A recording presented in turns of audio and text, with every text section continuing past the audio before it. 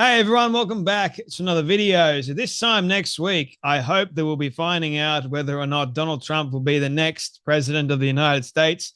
I am praying my heart out that he will be. But also, more than that, we are starting to see the last ditch effort to try and win over the American people. If the American people haven't already chosen, I personally don't think that the next couple of days are going to sway people.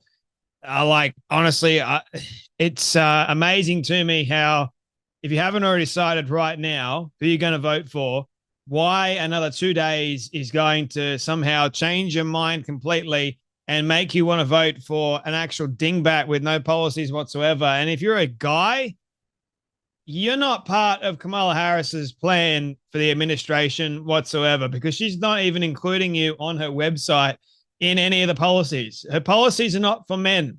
She doesn't like men. She's a woman, and she is for, apparently, women and trans women. But she ain't for men, believe it or not. She's not for straight white men. She's not just for straight white men. She's not for any man whatsoever, because there's no man on her website at all that her policies are for, believe it or not. So just half of the US population of men, not going to be for you whatsoever. And we're seeing this rather panicked and spooked Harris, because at the moment it seems like Trump is leading in pretty much all the states, except for the really broken and woke ones like California and New York. But the swing states, it seems like Trump is actually leading, which is a positive sign. The early voting are indicating that. But anything can happen. Anything can happen come election day. We're also starting to see some fraud take place, which, if you didn't see the video, definitely go check out the video. But here in Australia, for some reason, I couldn't believe it. Like, the mainstream media here in Australia are actually reporting on what took place over, I think it was in Portland, Oregon. And you had people that were burning the ballot box and ballot papers that were in the ballot box. Like, that to me shows election interference and election fraud. If you're not going to protect a ballot box or a person's right to vote, then good grief. Like, you're in a banana republic almost. If you can't actually let people vote accordingly who they want to vote for, if someone's going to come along and burn their ballot paper, like, I think they need to have security guards, or they need to invoke something so it's a fair and decent election. Trump has already said that he will concede if he knows it's a fair and decent election. Videos like this doesn't show the favor of a fair and decent election. Don't know about you, but that's the way I see it. I'm sure Trump would see it the exact same way. And every other person that was watching it, it doesn't look good, doesn't bode well. But you've got all these other people that be like, oh, yeah, good on them for burning. Those are the really crazy ones that would actually be more than willing to burn ballot papers. So we saw Donald Trump the other day, and this is the main reason for the video, because Trump had a Madison Square Garden rally. He filled the garden, which is an incredible achievement, if you ask me, especially in a woke state like New York, in a blue state, man, no less. You had over 20,000 people in the arena, lots of headliners, lots of people that you would recognize, including Dr. Phil, Tony Hinchcliffe, and Tucker Carlson. Many people were speaking. And then outside, you had over 70-something thousand people that were just watching or hoping to get a glimpse of Trump. That says something to me. This entire process has been a wild one at that. You're starting to see the narrative shift towards a lot of people are going Trump. The reason why they're going Trump is because he's not sowing division. He's not calling his political opponent Hitler, for goodness sake, which can be more than can be said for Kamala Harris, which is a last-ditch effort or plea for help. Like, we've got nothing else under our belt, so you know what we're going to do? We're going to compare Trump to Hitler. We're not even going to say, oh, he's like him. No, we're actually going to call him Hitler. He's the next Hitler, man. Like, that is a egregious problem.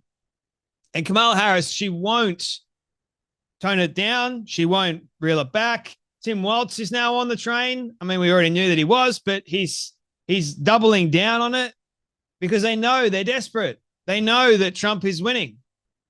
They know they've got nothing else. And there's a lot of, I guess you could say, Hitler fatigue. So many people in the States now are sick and tired of the Democratic Party referring to another political candidate as Hitler, and there's no comparison whatsoever. But yet the mainstream media, MSNBC, had this to say after the rally, or I think it was actually during the rally. They showed this. Have a watch. Jamboree happening right now. You see it there on your screen. In that place is particularly chilling because in 1939, more than 20,000 supporters of a different fascist leader, Adolf Hitler, packed the garden for a so-called pro-America rally. A rally where speakers voiced anti-Semitic rhetoric from a stage draped with Nazi banners. When a Jewish protester rushed the stage, the Associated Press reported, quote, instantly, a dozen or more stormtroopers set upon him, knocking him down and beating him as he held his head in his arms. Most of his clothing was torn from his body. Later, he was booked for disorderly conduct. Now, against that backdrop of history, Donald Trump, the man who has threatened to use the military against opponents he calls enemies from within, who has threatened to use the troops to quell what he says are lawless cities, and to use those troops to carry out mass deportations of immigrants, is once again turning Madison Square Garden into a staging ground for extremism. I think a lot of people are missing something the mainstream media said here, and here's what it is. They're reporting something that Time Magazine reported on, apparently from a supposed witness at that Hitler rally back then, 85 years ago, right? Like, it's a long time ago. Now, compare that to today and Trump at his rally. Do you think that a Jewish person or someone else was storming the stage and then the stormtroopers, according to, you know, what actually took place 85 something years ago at the Garden as well? Do you think anyone was like tackling a Jewish person in the audience? No.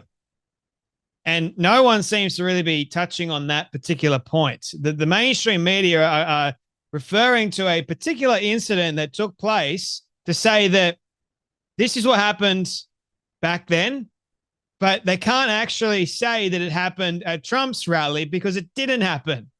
Nothing happened that it actually equates to at all what happened 85 something years ago at Hitler's rally.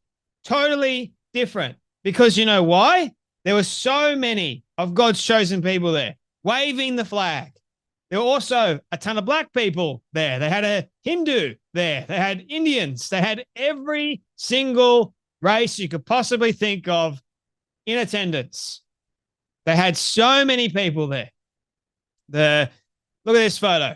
You have a Jew, you have a black man, and you have an Indian Hindu, all speaking at Trump's rally, not to mention all the other people in attendance. So if the mainstream media wants to go, Trump is a fascist. He is the same person that held a rally like Hitler did all that time ago.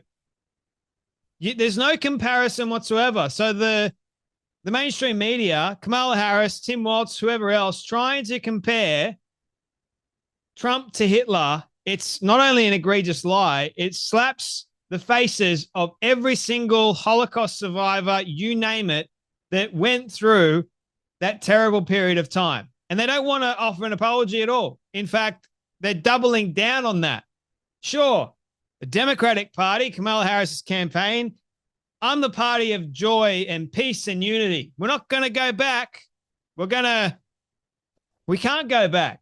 But you know what? We're going to sow a great deal of division and blame Trump for that so-called division that we're sowing. It's absurd. Now, I've said that Kamala Harris has an IQ of not even 50, which goes to show you that it's all of the nut jobs in her party, as well as her crew, that are making up this stuff. Oh, we got nothing else, Kamala. So you know what we're going to do? Just throw out the fascist and the Hitler thing. Just throw that out there. Enough is enough, man. Come on. Seriously. Like, just stop it. And you had this dingbat as well, Al Sharpton, thinks that the Madison Square Garden rally was actually a equivalent, or it was, a Nazi rally. Have a watch of this dingbat. But let's also go to what Donald Trump himself said last night, that some of the black men groups that I've been debating about why they can't be with Trump, he said, I could be laying out in the beach with my white skin getting tanned. I mean, this is Donald Trump's mouth saying this. So I said to those on the fence, this is not a real racial signal. My pretty, white, beautiful, white skin. Yeah. Donald Trump said this last night at his homecoming. The greatest resorts in the world. I could have been extremely happy. I could have had those beautiful waves smack me in the face. And I could have had the beautiful suntan. This white skin could have been tan and beautiful. So when people said that this was like reminiscent of the supremacist rally in 1939, the Nazis, I think that it lived up to that. It didn't live up to anything close to that, just because Trump said my white skin. You're reaching for things that aren't even there, mate. Oh, wait, sorry. Hitler sat on a chair. Trump sat on a chair. Trump's Hitler. Guess what? Trump held a dog. Hitler held a dog. Trump's Hitler. This is a kind of a desperation that the Democrats are known for when they're losing. They completely just throw out all of this other nonsense that Trump is a fascist, Trump is this. But don't worry, Americans, we're going to unify the country. We're going to unify you. If you vote for us, don't vote for the fascist. Vote for us, even though we're the ones that are lying through the skin of our teeth about the other political opponent. Like, yeah, sure. See what happens if you vote for them. Like Kamala at her rally recently, there was a chant going on. People were chanting her name. And then all of a sudden she goes, now I want you guys to start chanting your own names too. Dead silence. Awkwardness. Then she goes, oh, I got to fix this. Because it's all about you guys. Yeah, sure. Kamala, sure.